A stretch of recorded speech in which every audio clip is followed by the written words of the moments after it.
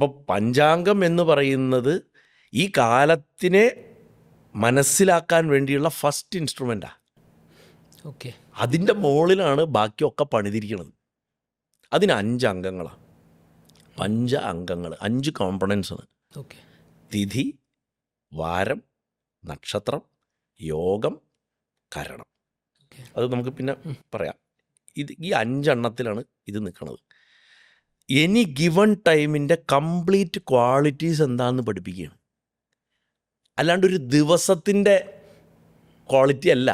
പലരും തെറ്റിദ്ധരിക്കുന്നത് ദിവസത്തിൻ്റെ ക്വാളിറ്റിയാണെന്നാ. അല്ല, ഈ നിമിഷത്തിൻ്റെ ക്വാളിറ്റീസ് എന്താ, ഓക്കെ, അതാ ഈ നിമിഷത്തിൻ്റെ ക്വാളിറ്റി എന്താന്ന് പഠിക്കലാണ് പഞ്ചാംഗം.